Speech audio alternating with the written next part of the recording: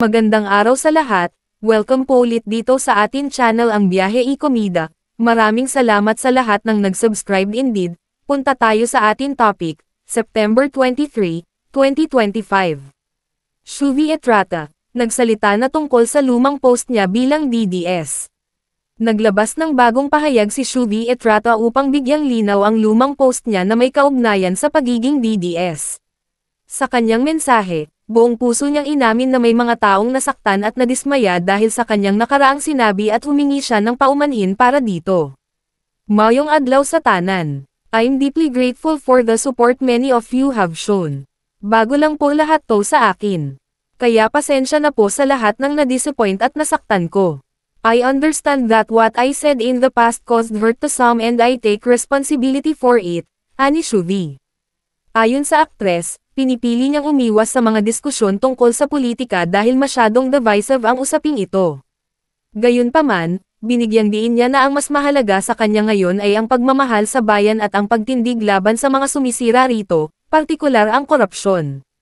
Sa totoo lang po, iniiwasan ko po talaga ang magsalita tungkol sa politics dahil napaka-divisive nito.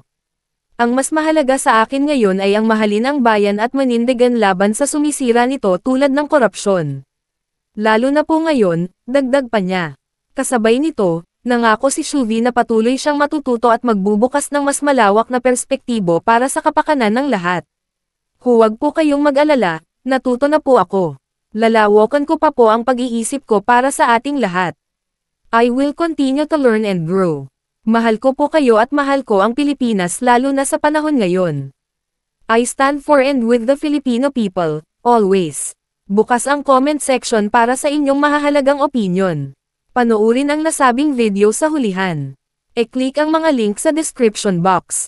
At yan ang ating latest showbiz chika update for today. Huwag kalimutan mag-subscribe. I-click ang notification bell for more showbiz chika updates at suportahan po ang ating Facebook page. Maraming salamat sa lahat ng nag-subscribe indeed. Magandang buhay sa lahat. Adios. Nakahilak yung ko gabi, i-empat manggug ko. Kaya sa among lugar, no? Dako makay natabang si PRRD good. Like, ang drugs yun guys, dako kayo na siya nga thing. Ambot lang ninyo, pero pasalamat yun ko kay Duterte. Kasi mas ako no,